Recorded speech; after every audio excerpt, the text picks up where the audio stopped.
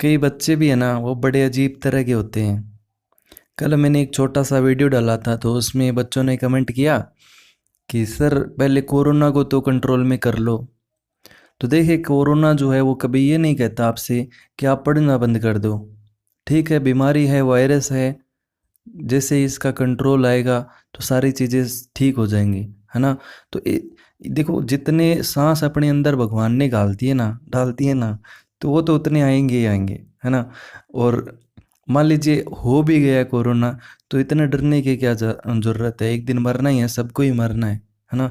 और ऐसा भी नहीं है कि जिसके कोरोना हो गया वो इस दुनिया से गया, ठीक भी हो रहे हैं, है ना। तो वो एक बात होती है कि हम कितना पॉजिटिव हैं।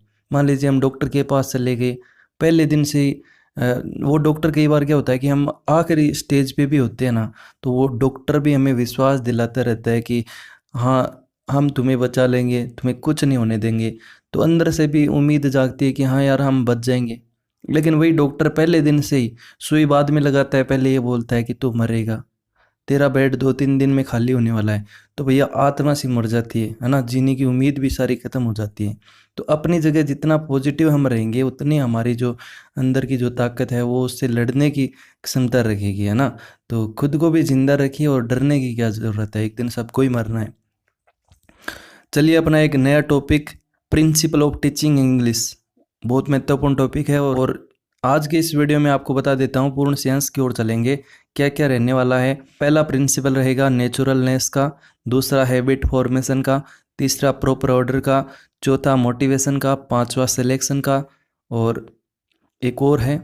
इसके बाद हम ग्रेडेशन पर बात करेंगे, प्रेजेंटेशन की बात करेंगे, और लास्ट में हमारा टेस्टिंग रहेगा, और कुछ इंपॉर्टेंट क्वेश्चन पर भी हम डिस्कस करेंगे। और ये ऐसे 8-7 प्रिंसिपल हैं जिनके इर्द गिर्द प्रश्न घूमता रहता है। चाहे किसी अच्छे टीचर से भी आप पेपर बना लीजिए, इनके इर्द गिर्द वो प्रश्न घूमेगा ही घूमेगा। और जितने भी हमारे एग्ज़ाम हुए हैं रेट में, उनमें इनसे रिलेटेड ही एग्ज़ाम में प्रश्न बने हैं। तो सारे एक प्रैक्टिकल तौर पे हम बात करेंगे, किताबी जो किताब में जो लिखा है उस पर हम बात नहीं करेंगे, बिल्कुल एक प्रैक्टिकल जो नाम लिखा है उस नाम के इर्द गिर्द हम कितना बात कर सकते हैं। क्योंकि ये टॉपिक है जिसमें आपको आपका खुद का कॉम्प्रिहेंसिव अच्छा होगा, आप पढ़कर चीज़ों को समझ पाएंगे, तब आप बेटर करने की कोशिश करेंगे, है ना। तो इसमें कुछ मैंने पॉइंट भी लिखे हैं, तो वो पॉइंट सीधे जो एग्ज़ाम में आए हुए हैं वहीं मैंने, बाकी तो देखो, दुनिया भर में किताबें पढ़ी हैं, गाइडें पढ़ी हैं, लिखा ही है। इस नेचुरलनेस के बारे में भी पूरा एक पेज भरा हुआ आता है, तो आप पढ़ना चाहिए तो वो पढ़ सकते हैं। लेकिन आप देखते ही क्या क्या चीज़ें लिंक कर लेते हैं, वो आपके जहन में होनी चाहिए। तो सारे एकदम प्रैक्टिकल, बिल्कुल नेचुरल तरीके से हम पढ़ेंगे और बात करेंगे। तो सबसे पहला प्रिंसिपल है अपना नेचुरलनेस का। अब देखो, नाम से ही आपको पता होना चाहिए कि नेचुरलनेस क्या है। भई, आप एक बात बताइए, आप सब लोग जानते भी हैं, हमारा एक पुराना तरीका रहता है, हम कोई भी लैंग्वेज को हम सीखते हैं तो हमारा वही तरीका रहता है कि रट लिया, रट ले, वही आंतरिक तरीका, वोकेबलरी रट ली, वो ग्रामेटिकल रूप से रट लिया और उसको सीख लिया। क्या ये तरीका सही है? क्या नहीं, लंबे समय तक वो तरीका टिका नहीं रहता है। तो नेचुरलनेस क्या है कि बच्चे को स्वाभाविक रूप से सीखने दिया जाए, हम उसे एक प्रकार से रियल लाइफ के साथ कनेक्ट करके वो चीज़ें यदि नेचुरल तरीके से उसके सामने रखें कि हाँ यार, ये चीज़ें अपने रियल लाइफ से जुड़ी हैं, तो वो चीज़ें और ज़्यादा बेहतर तरीके से सीखी जा सकती हैं। तो ये प्रिंसिपल भी बिल्कुल ऐसा ही है। अब इसके बारे में हज़ार बातें पढ़ लीजिए, लेकिन ये बात जो नेचुरलनेस, नाम दिखते ही आपके जहन में आनी चाहिए। तो उम्मीद करता हूँ इसके बारे में ज़्यादा तो आप डिस्कस करने की ज़रूरत है नहीं। मतलब ध्यान तो इतना ही रखना है कि कोई भी भाषा को सीखना है तो उसको एक सहज और सुलभ वातावरण बनाकर हम यदि सिखाते हैं बच्चों को, तो वो भाषा जो होती है वो बढ़िया तरीके से आराम से सीखी जा सकती है। बस इतना ही है। प्रिंसिपल ऑफ हैबिट फॉर्मेशन, आदत। अब आदत का नाम आता है तो हमारे जहन में एक तो वो जो डायलॉग है कि पहले हम आदतों का निर्माण करते हैं, फिर आदतें हमारा निर्माण करती हैं। वो ड्राई ट्रेन का कथन आपको याद होता ही होगा, और बिल्कुल सही भी है। आप करके भी देख लीजिए, आप 10 दिन किसी से बात करके देख लीजिए, 11वें दिन आपको बिना बात किए हुए नींद नहीं आएगी। तो वो तरीका है। पहले हम बच्चों को भी, अब स्कूल में हमारी मान लीजिए ड्यूटी लग गई, तो हम क्या करेंगे, बच्चों को पहले हैबिट ही डालेंगे। एक तो हैबिट ये डालेंगे कि बच्चों तुम्हें टाइम पे रोज आना है, सच सच बोलना है, झूठ नहीं बोलना है ना। तो हम इंग्लिश बच्चे को टारगेट कर रहे हैं कि उसको एक लैंग्वेज सिखा रहे हैं, तो उसके संदर्भ में भी हम बच्चे को क्या क्या हैबिट डाल के वो चीज़ और बेहतर तरीके से उसे सिखा सकते हैं। तो वही चीज़ें हैं कि हम बच्चों को कहेंगे कि बच्चा तू है ना बढ़िया तरीके से सुनेगा, पहले समझेगा कोई चीज़ को, ये भी एक अच्छी हैबिट होती है। क्योंकि सबसे जो हमारे फंडामेंटल स्किल होते हैं उनमें सबसे इम्पोर्टेंट होता है लिसनिंग, जिसको हम अंडरस्टैंडिंग कहते हैं। वो बेहतर तरीके से होती है तो सारे स्किल जो होते हैं वो अपने आप आराम से होने लगते हैं। तो बच्चों को वो हैबिट हम डाल सकते हैं कि आप किसी भी टीचर को सुने समझें तो बढ़िया तरीके से एकदम बिंदास तरीके से उसकी एक आदत डालें आप, है ना। प्रोनंसिएशन है किसी वर्ड को, अब एक जैसे बच्चा है HALF, अब इसको हाल्फ बोल रहा है तो वो गलत प्रोनाउंस कर रहा है। जैसे TOMB, इसको बचपन से ही वो टुम्ब पढ़ रहा है तो गलत पढ़ रहा है। तो उसको हम बच्चे को भी एक सही करेक्ट प्रोनंसिएशन की भी एक हैबिट डालें कि ये हाल्प नहीं होता है, इसमें हाप बोला जाता है, एल साइलेंट रहता है, इसमें बी साइलेंट रहता है, इसको हम टूम पढ़ते हैं। तो ये कहीं ना कहीं हैबिट उसके जो लैंग्वेज जो सीख रहा है उसमें वो बेनिफिशियल रहेगी। इमिटेशन करवा के हम सीख सकते हैं। करेक्टली ग्रामर और एक्टिव वोकेबलरी है उसकी हम आदत डाल सकते हैं। और ये एक ऐसा प्रिंसिपल है जो आपकी CLT अप्रोच है, जो कम्युनिकेशन पे बल देती है कि हम भाषा को संप्रेषण के माध्यम से कैसे सीख सकते हैं। वहाँ पे ये भी ये काम आता है हैबिट फॉर्मेशन। बच्चों को हैबिट डाली जाए, इंट्रोड्यूस करवाई जाए, ग्रुप डिस्कशन करवाई जाए ताकि बच्चे अपना मुंह खोलें। क्योंकि गलतियां तो बच्चा करेंगे तो उनकी गलतियों को तो हम उस अप्रोच में भी इग्नोर करते हैं, टोलरेट करते हैं, तो कहीं ना कहीं वो हैबिट वहाँ पे भी काम आती है। तो हैबिट तो देखो अपनी लाइफ से भी जुड़ा है, हर चीज़ में काम आती है, किसी भी चीज़ पढ़ने की भी हैबिट होती है। तो ये प्रिंसिपल बिल्कुल इस बेस पे भी है और इस पे भी रिलेटेड एग्जाम में प्रश्न आ चुका है। अगला है प्रिंसिपल ऑफ प्रॉपर ऑर्डर। जो अपने लैंग्वेज स्किल होते हैं LSRW, उनका भी एक प्रॉपर ऑर्डर होता है। और ख़ास बात क्या होती है कि क्या केवल हम लिसनिंग पे ही जोर करें, क्या केवल हम रीडिंग पे ही जोर करें, ना। ये एग्जाम में प्रश्न आ चुका है। इक्वली प्रोपोर्शन होना चाहिए, बराबर समान अनुपात में होना चाहिए। ऐसा नहीं कि आप केवल लिसनिंग पे फोकस कर रहे हैं, लिसनिंग भी होनी चाहिए उतनी आपकी, स्पीकिंग होनी चाहिए, रीडिंग भी होनी चाहिए, राइटिंग भी होनी चाहिए। तो ये प्रिंसिपल ऑफ जो ऑर्डर है, प्रॉपर ऑर्डर है, ये इसी पे ही बात करता है कि आप बच्चों को एक सीक्वेंस के साथ जो भाषा का क्रम है, लिसनिंग, स्पीकिंग, रीडिंग, राइटिंग, उसके अंतर्गत जो है उसी के अनुसार जो है बच्चे को भाषा सिखाई जाए। इसमें आपको दो चीज़ें आप याद रख सकते हैं और मेरे ख्याल से याद भी होंगी। एक होता है रिसेप्टिव स्किल और एक होता है आपका प्रोडक्टिव स्किल। रिसेप्टिव का मतलब क्या होता है? रिसीव करना। भाषा को हम किस प्रकार से रिसीव करते हैं। तो रिसीव करने का जरिया क्या है? सीधी सिंपल सी बात है। एक तो लिसनिंग है, अंडरस्टैंडिंग है, दूसरा क्या हो सकता है? रीडिंग हो सकता है। एक होता है प्रोडक्टिव स्किल, हम भाषा को स्टोर कैसे कर सकते हैं, भाषा को हम लंबे समय तक कैसे जीवित रख सकते हैं। तो प्रोडक्टिव स्किल क्या है? या तो हम किसी चीज़ को बोलकर लिख सकते हैं, बोलकर उसे प्रोडक्ट कर सकते हैं, या फिर हम उसको लिख कर सकते हैं।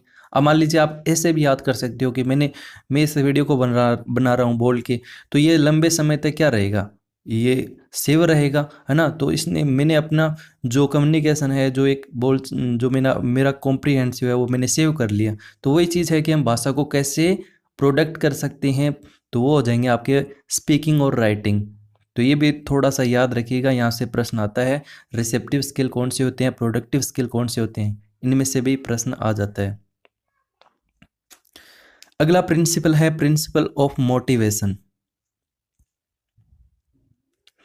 अब देखो ये एक ऐसा प्रिंसिपल है कि इसके बारे में मैं यदि बोलूँ तो पूरा 1 घंटा ले सकता हूँ, है ना। मोटिवेशन, मोटिवेशन तो मतलब आत्मा है एक प्रकार से। किसी भी चीज़ को आप सिखा रहे हैं तो उसकी एक आत्मा है। और ये कथन है, motivation is the super highway of learning. अभिप्रेरणा अधिगम का सर्वोत्तम राजमार्ग है, स्किनर का कथन है। देखो मोटिवेशन के बारे में आप जब भी पीछे के एग्जाम में भी प्रश्न का है कि किसी बच्चे को यदि जोश और उमंग के साथ उस बच्चे में जोश भर दिया जाए तो ऐसा कौन सा प्रिंसिपल है, तो वो है आपका मोटिवेशन। ये लाइन एज इट इज आपके एग्जाम में पूछी हुई है। Create a zeal to learn a new language involves principle, तो वो है आपका मोटिवेशन। कई बार क्या होता है कि बच्चा खुद के अंदर जो कमियां होती हैं खुद को डीमोटिवेट समझने लग जाता है कि यार मेरे से होगा नहीं, इतना बड़ा सिलेबस है, इतनी हार्ड चीज़ें हैं, इंग्लिश इतनी हार्ड है। तो वहाँ ये मोटिवेशन जो होता है वो बहुत काम आता है। आप बच्चे को मोटिवेट कीजिए, अभी प्रेरित कीजिए, ताकि बच्चे को वो रुचिकर लगने लगे चीज़ें को। और रुचिकर लगने वाला ये ही प्रिंसिपल है जो बच्चे में एक जोश भर देता है। और ये भी आप सब लोग जानते हैं, एक तो होता है आपका एक्सटर्नल मोटिवेशन, एक होता है आपका इंटरनल मोटिवेशन। एक्सटर्नल बाह्य मोटिवेशन होता है, मैं आपको मोटिवेट कर रहा हूँ, कोई टीचर आपको मोटिवेट कर रहा है। एक इंटरनल मोटिवेशन होता है खुद की आत्मा जो कहती है कि हाँ यार मुझे ये करना चाहिए। सबसे बेहतर इन दोनों में अगर हम बात करें तो वो आपका इंटरनल मोटिवेशन होता है। कल भी मैंने वीडियो में कहा था कि जब तक आपकी अंतरात्मा ये नहीं कह दे कि मुझे पढ़ना चाहिए, तब तक आप पढ़ नहीं सकते। बाह्य मोटिवेशन होता है वो कुछ समय के लिए होता है, जबकि इंटरनल मोटिवेशन जो होता है वो कंटिन्यूस बना रहता है। आप अपने माँ बाप की उन आँखों की तरफ देखते हो, हालत देखते हो, वो जो इंसान लगे हैं आपसे कम योग्यता रखने वाले, उनको देखते हो, फिर ये सोचते हो कि यार हम कहाँ हैं, है ना? तो वो मोटिवेशन लंबे समय तक रहता है, तो वो इंटरनल मोटिवेशन होता है। अब एक्सटर्नल मोटिवेशन जो होता है वो भी हम एक बच्चे के रूप में हम पैदा कर सकते हैं। जैसे मान लीजिए कोई बच्चा मतलब थकान महसूस कर रहा है, जैसे एंजाइटी है उसको, है ना, नींद में है क्लास में, तो उसे हम, जैसे हमारे अराउजिंग टेक्निक्स आती है, मैंने ये टेक्निक्स पहले करवा रखी हैं, उसमें जैसे बच्चे को मैप्स के माध्यम से, मॉडल के माध्यम से हम उसे मोटिवेट कर सकते हैं। और मोटिवेट क्या, उसको थोड़ा सा उसकी एंजाइटी है उसको दूर कर सकते हैं। और एक होती है आपकी जो गोल पे फोकस करती है, एक्सेप्टेंसी टेक्निक होती है, वो आपकी सीधी गोल पे फोकस करती है कि कोई बच्चा ऐसे डिमोटिवेट हो रहा है तो उसको हम ये बताएंगे कि आप इसके द्वारा ये गोल अचीव कर सकते हो। तो वो भी आपकी एक्सटर्नल मोटिवेशन होती है। तो कुछ भी नहीं है, नाम मोटिवेशन है। इतना याद रखना है कि एक बच्चे को उमंग के साथ जोश भरना है, तो ऐसा कौन सा मोटिवेशन, ऐसा कौन सा प्रिंसिपल होता है आपका, मोटिवेशन होता है। इतना याद रखना है। अगला है principle of selection, very important है। और ये जो इधर मैंने लाइन लिखी है ये एग्जाम में एज टिक पूछ ली गई है। बस नाम इतना याद रखना है, सिलेक्शन का मतलब क्या है, चुनाव करना। मान लीजिए आप जॉब में लग गए, रेट में लग गए, आपको 40 से 45 मिनट मिलते हैं क्लास के। तो क्या 40 से 45 मिनट में आप पूरा एक टॉपिक लेके आए हो उससे पढ़ा दोगे क्या? क्या पूरा सिलेबस है उसको पढ़ा दोगे क्या? नहीं पढ़ाया जाएगा। आपको सिलेक्ट करनी पड़ेंगी चीज़ें कि हाँ आज मेरे को इतना पढ़ाना है। और क्या वही इतना बच्चे को समझ भी आ जाए? ऐसा नहीं कि आपने सिलेक्ट कर लिया और वो बच्चे को समझ भी ना पाए, ऐसा भी नहीं है। सिलेक्शन का मतलब होता है चुनाव करना, ऐसा चुनाव जो बच्चों के लिए भी बेनिफिशियल हो। और ये एग्जाम में लाइन एज टिक पूछी गई है कि होल लैंग्वेज मैटर या subject matter can not be taught in small period. एक छोटी अवधि के दौरान इतने बड़े मैटर को हम एक साथ नहीं पढ़ा सकते, इसके लिए हमें चुनाव करना चाहिए। और चुनाव करने के लिए ये 6 पॉइंट्स वेरी इंपॉर्टेंट है। आपके एग्जाम में सीधे भी पूछ सकता है कि इनमें से कौन सा पॉइंट जो है वो सिलेक्शन, जो प्रिंसिपल ऑफ सिलेक्शन है उसका पार्ट नहीं है। जैसे रेंज है आपका, पहला है रेंज है, कवरेज है, टीच एबिलिटी है, लर्न एबिलिटी है, अवेलेबिलिटी है, आपका फ्रिक्वेंसी है ना। ये कुछ पॉइंट्स हैं जिनको, जो हम मैटर सिलेक्ट करते हैं तो हमारे जहन में होनी चाहिए। अब नाम से ही पता लग रहा है, इनको तो समझने की आवश्यकता नहीं है। रेंज होनी चाहिए, कवरेज होनी चाहिए। वो मान लीजिए कोई ऐसे वर्ड हैं, वो हम सिलेक्ट कर रहे हैं तो वो कितना एरिया कवर कर रहे हैं, वो एक बहुत सारी चीज़ों को रियल लाइफ से भी कनेक्ट हो रहे हैं, तो ऐसे हमें वर्ड भी सिलेक्ट करने चाहिए। टीच एबिलिटी, कई बार हम क्या कर लेते हैं कि कुछ ऐसे वर्ड भी सिलेक्ट कर लेते हैं, या पाठ के दौरान जो मैटर होता है उसमें भी कई ऐसे वर्ड होते हैं जिनको हम भी नहीं पढ़ा पाते, है ना। तो हम नहीं पढ़ा पाएंगे तो उसकी लर्न एबिलिटी कैसे होगी, बच्चा कैसे सीखेगा? तो ऐसे वर्ड भी होने चाहिए, ऐसे हमारे पॉइंट्स भी होने चाहिए, ताकि हम उसको भी अच्छी प्रकार से एक्सप्लेन कर सकें और बच्चे भी उसको इसी जो नेचुरल वे है उसमें सीख सकें। अवेलेबिलिटी होनी चाहिए, ऐसा नहीं है कि कोई वर्ड्स आप ले रहे हो, मान लीजिए कोई वोकेबलरी आप ले रहे हो और उसमें ऐसे वर्ड है जिसकी उपयोगिता ही नहीं है और उसको ही आप बार बार बताए जा रहे हो, है ना। तो फ्रिक्वेंसी होनी चाहिए, बार बार बताए जाना चाहिए, लेकिन उन्हीं वर्ड को जिनकी अवेलेबिलिटी हो, जिनको ये लगे कि हाँ यार ये हमारी रियल लाइफ से जुड़े हुए हैं। तो ये एक प्रिंसिपल ऐसा है जो सिर्फ एक ही बात कहता है कि आप जो बहुत बड़ा मैटर है उसको आप स्मॉल पीरियड में आप उसको नहीं पढ़ा सकते, तो उसके लिए आपको चुनाव करना चाहिए। ये प्रश्न आपके एग्जाम में पूछा हुआ है, देख लीजिए। The material should be according to child's mental age, mental ability, grade and level, which principle of teaching is involves in the statement. इनमें से कौन सा प्रिंसिपल है जो इस बात पर फोकस करता है कि जो बच्चा है उसकी मेंटल एज है, उसकी मेंटल एबिलिटी है, उसके लेवल के अकॉर्डिंग जो मटेरियल है वो पढ़ाया जाए। तो प्रिंसिपल ऑफ प्रोपोर्शन है, प्रिंसिपल ऑफ एक्यूरेसी है, प्रिंसिपल ऑफ कॉन्क्रीटनेस है, ये 2 बार लिखा गया, सॉरी माफ़ी चाहूँगा, और principle of selection and gradation है। तो बिल्कुल आसान सा है, principle of selection and gradation. Gradation की हम बात आगे करेंगे।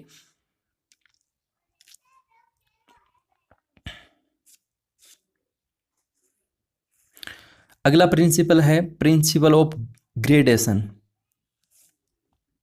देखो, जब भी ग्रेडेशन आपके जहन में आए, ये जो शब्द है इसका मतलब ही क्या होता है, simplify the matter, simple way में बच्चों को समझाना। जैसे हम क्या करते हैं कि सिंपल टू कॉम्प्लेक्स की बात करते हैं, आगे हम कुछ पॉइंट्स पर हम बात करेंगे जिनसे आप बेहतर तरीके से समझेंगे। तो ये जो प्रिंसिपल होता है वो कहीं ना कहीं सिलेक्शन जब हमने कर लेते हैं किसी मैटर का, उसके बाद की बात आती है कि हम उसको किस तरीके से प्रेजेंट करें, है ना, किस तरीके से हम उसको सिंप्लीफाई करें, कैसे वो लेना है मैटर। तो उसके लिए भी कुछ चीज़ें जहन में होनी चाहिए। जैसे हम उनकी 2 प्रकार से ग्रुपिंग कर सकते हैं, सीक्वेंसिंग कर सकते हैं, हालांकि है दोनों एक ही चीज़ है। जैसे मैं आपको ये बताऊं कि फोनेटिक ग्रुपिंग है, इसमें जैसे एक एक जैसे साउंड वाले जो शब्द हैं, है ना, तो वो हम एक साथ बच्चों को पढ़ाएं तो वो बेहतर तरीके से चीज़ों को सीख सकते हैं। जैसे कट है, हट है, बट है ना। इसी प्रकार से ये देखो, चलो वो बात छोड़ ही देते हैं, वो फोनेटिक्स में ही लेंगे। इसी प्रकार से लेजिकल ग्रुपिंग है, लेक्सिकल ग्रुपिंग है, जो भी आप बोलते हैं, है ना। तो ये भी एक पार्ट होता है ग्रेडेशन का, ग्रुपिंग का, कि आप एक जैसी फैमिली वाले जो शब्द हैं उनको बिलोंग करके एक साथ पढ़ाएं। जैसे आर्मी है, हवलदार है, एक जैसे जो वर्ड हैं वो आप लेक्सिकल ग्रुपिंग में आप इसको अरेंज कर सकते हैं, सिंपल वे में आप उसको बांट सकते हैं। एक होता है सीमेंटिंग ग्रुपिंग, है ना, जो एक जैसे मीनिंग वाले जो वर्ड्स हैं उनको आप एक साथ बच्चे को पढ़ाएं। और एक होता है आपका ग्रामेटिकल ग्रुपिंग, जो आपका सिंटेक्स है, जो स्ट्रक्चर है, एक जैसे वाले स्ट्रक्चर वाले जो सेंटेंस होते हैं उनको आप एक साथ बच्चे को पढ़ें तो वो आप बेहतर तरीके से सीख सकते हैं। तो मेन जो इसका पर्पज होता है वो क्या होता है, सिंप्लीफाई द मैटर। ग्रेडेशन का मतलब क्या होगा, सिंप्लीफाई द मैटर, मैटर को हम और आसान कैसे बना सकते हैं। अगला है प्रिंसिपल ऑफ प्रेजेंटेशन। अब हमने सिलेक्शन कर लिया, ग्रेडेशन कर लिया, अब उसको प्रेजेंट कैसे करना है। कुछ हैं जो हमारे जहन में हमेशा होनी चाहिए, आज हम लगे नहीं हैं लेकिन जिस दिन लग जाएंगे उस दिन हमारे जहन में ये चीज़ें आनी चाहिए। सबसे जो मोर इफेक्टिव होता है वो हमारा होता है बॉडी लैंग्वेज। हम क्लास में, हमारे पास नॉलेज बहुत है लेकिन हमारी बॉडी लैंग्वेज सही नहीं है, हम बच्चे के साथ आई कांटेक्ट जो है वो सही तरीके से नहीं कर पा रहे हैं, तो हमारी जो लर्निंग, हमारी जो अधिगम प्रक्रिया होगी वो उतनी सक्सेसफुल नहीं होगी, और ये जो प्रेजेंटेशन होता है वो भी बिल्कुल ढंग से नहीं होगा। तो ये भी सिद्धांत ऐसे ही मतलब इसी पे फोकस करता है कि हम उसको बढ़िया तरीके से एक अच्छे ढंग से उसको प्रेजेंट करें, सारी चीज़ों को जहन में रखें, बॉडी लैंग्वेज भी होनी चाहिए, हर बच्चे से हमारा जुड़ाव भी होना चाहिए, है ना। और उसके लिए हम नई टेक्निक्स का यूज़ कर सकते हैं, अप्रोचेज का यूज़ कर सकते हैं। बच्चों को और ज़्यादा मोर इफेक्टिव बनाने के लिए ऑडियो लिंगुअल एड्स का भी हम यूज़ कर सकते हैं, आइटम्स का यूज़ कर सकते हैं। तो ये भी एक ऐसा सिद्धांत है जो मेरे ख्याल से सबसे इम्पोर्टेंट माना जाता है, प्रेजेंटेशन। नॉलेज बहुत है लेकिन आपको प्रेजेंटेशन सही ढंग से नहीं आता, आपका नॉलेज जीरो है। और सबसे अंतिम जो प्रिंसिपल है वो है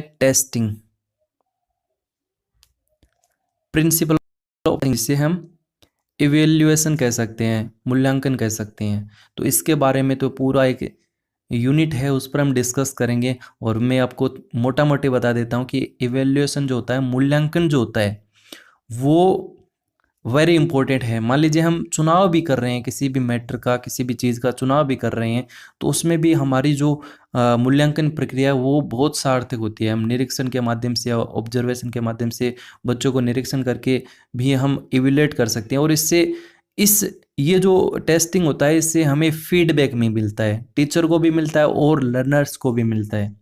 टीचर को तो ये मिलता है कि भाई हमारी जो अधिगम प्रक्रिया है वो कितनी सक्सेसफुल हुई है और मैं और क्या बेहतर करना चाहिए। और बच्चे को भी फीडबैक मिलता है कि यार अब हमें और कितना मतलब टीचर से लेना है, कौन कौन सी चीज़ें हैं जो हमारे जहन में बिल्कुल बढ़िया तरीके से बैठ गई हैं, कौन कौन सी हमारी कमियां हैं। तो टीचर और स्टूडेंट्स जो होता है, लर्नर्स जो होता है, उन दोनों को फीडबैक मिलता है। कौन से? प्रिंसिपल से, इवेल्युएशन से। और मूल्यांकन जो होता है वो एक कंटिन्यूस प्रोसेस होती है। हमारी जो टीचिंग लर्निंग प्रोसेस होती है उसमें कंटिन्यूस यदि होता रहेगा तो वो चीज़ें और बेहतर तरीके से सीखी जाएंगी।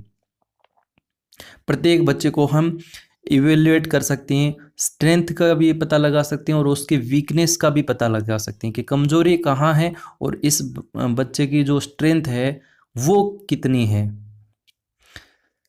और ये जो स्ट्रेंथ और वीकनेस जो होती है वो हमें बच्चे की जो कमजोरियां होती हैं उसको दूर करने में, जो हम रेमेडियल कोर्स बनाते हैं उसमें बहुत ज़्यादा उपयोगी करते हैं। कि मान लीजिए कोई बच्चे की कमजोरियां हैं, किसी क्षेत्र में, किसी एरिया में वो डिफ़िकल्ट है, या फिर वो किसी एरिया में उसकी कमी है, तो उसको हम दूर करने के लिए पहले हम बच्चे की स्ट्रेंथ देखेंगे। उसकी वीकनेस तो पता लग गई, लेकिन स्ट्रेंथ भी देखेंगे कि यार हम फिर से वो रेमेडियल कोर्स बना रहे हैं, कहीं ना कहीं वो कोर्स उसे अप्लाई कर पाएंगे या नहीं कर पाएंगे।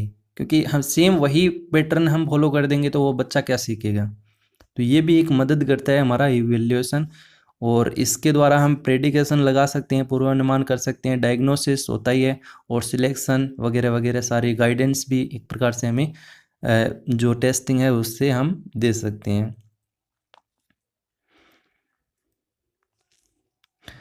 अब कुछ यहाँ पे मैंने पॉइंट्स डाले हैं जो कई बार एग्ज़ाम में सीधे पूछ लिए जाते हैं कि जो हमारी टीचिंग लर्निंग है, जो हमारी प्रोसेस है, वो कैसे होनी चाहिए, होल टू पार्ट होनी चाहिए या पार्ट टू होल होनी चाहिए। तो जैसा कि मैंने शुरुआत में आपको बताया था कि हम इतनी चीज़ों पर डिस्कस करेंगे, ये चीज़ें पढ़ेंगे, फिर मैंने एक एक पॉइंट को आपको नोट करवाया, थोड़ा सा हमने एक्सप्लेन किया, तो उससे आपके भी एक आइडिया लगा कि हाँ यार मुझे इतनी चीज़ें पढ़नी हैं। वही चीज़ें है कि पहले हमें ये पता लग जाता है कि क्लास कितने घंटे की है, तो हम उसी अकॉर्डिंग हमारा दिमाग है वो सेट करते हैं। तो वही चीज़ें है कि हमारा जो टीचिंग लर्निंग है वो कैसे होना चाहिए, होल टू पार्ट होना चाहिए, सिंपल टू कॉम्प्लेक्स होना चाहिए, सरल से जटिल होना चाहिए, इनडेफिनेट टू डेफिनेट होना चाहिए, निश्चित से निश्चितता की ओर, नोन टू अननोन होना चाहिए, ज्ञात से अज्ञात की ओर होना चाहिए, तो सिंथेसिस, है ना। तो ये भी बिल्कुल आसान है, कई बार हम भूल जाते हैं। एक तो होता है आपका विश्लेषण विधि, हिंदी के पॉइंट ऑफ व्यू से बता रहा हूँ, कई बार भूल जाते हैं। एक होता है आपका संश्लेषण विधि, एक होता है आपका संश्लेषण विधि। देखो विश्लेषण जो होता है उसको वी से आपको याद रखना है क्या, विस्तार, विस्तार। और से आपको याद रखना है संश्लेषण में समेटना। ये पॉइंट ऐसा है आपके हमेशा के लिए डाउट खत्म हो जाएगा। एक तो होती है आपकी विश्लेषण विधि, एक होती है आपकी संश्लेषण विधि। कंफ्यूज ये रहते हैं कि पहले कौन सी आती है। तो विश्लेषण में वी से क्या होता है, विस्तार। संश्लेषण में से क्या होगा, समेटना। अब पहले हम चीज़ों को क्या करते हैं, पहले हम विस्तार करके बच्चों को बताते हैं ना, जैसे उदाहरण देते हैं, तो वो एक विस्तारित रूप होता है। और उसके बाद हम चीज़ों को क्या करते हैं, समेटते हैं। इसका मतलब क्या हुआ, पहले कौन सी विधि आएगी, आपकी विश्लेषण विधि आएगी, और उसके बाद आपकी कौन सी बढ़िया रहेगी, आपकी संश्लेषण विधि रहेगी। तो एनालिसिस टू सिंथेसिस, उम्मीद करता हूँ समझ में आ गया होगा। इसके बाद इंडक्टिव टू डिडक्टिव, ये आपको पता ही है, और आगमन से निगमन की ओर, और स्पेसिफिक टू जनरल, यानी विशिष्ट से सामान्य की ओर। First question, the material should be according to child's mental age, mental ability, grade and level, which principle involves in the statement. इनमें से कौन सा एक ऐसा प्रिंसिपल्स है जो इस बात को फोकस करता है कि हमारा मटेरियल बच्चे की मेंटल एज के अनुसार होना चाहिए, उनके लेवल के अकॉर्डिंग होना चाहिए। तो इस पर हम बात कर चुके हैं। एक ही प्रिंसिपल ऐसा है जो इस बात को फोकस करता है, वो है आपका option number 3 will be right answer, selection and gradation. Selection में हम चुनाव करते हैं कि कौन सा मैटर किस बच्चे के लिए किस प्रकार से उपयोगी हो सकता है, उसमें हम अवेलेबिलिटी, रेंज, कवरेज, ये सारी चीज़ें डिस्कस करते हैं। और ग्रेडेशन का मतलब होता है उस मैटर को कैसे प्रेजेंट करना है, सिंप्लीफाई द मैटर। तो right answer 3 will be right answer. Second question है, खालिस्तान देखिए देर का है, mean equal treatment to various component of linguistic learning. जो हमारा लिंग्विस्टिक लर्निंग है, जिसको हम फंडामेंटल एस्पेक्ट कह सकते हैं, LSRW कह सकते हैं। प्रश्न ये कह रहा है कि इनमें से कौन सा एक प्रिंसिपल है जो इस बात को फोकस करे कि इन चारों पर बराबर काम हो, समान रेशियो में हम बात करें, जितना फोकस लिसनिंग पे करें उतना स्पीकिंग पे हो, उतना रीडिंग पे हो, राइटिंग पे हो। तो उसका एक ही एक ऐसा प्रिंसिपल है जो है आपका principle of proportion. Right answer 4 will be right answer.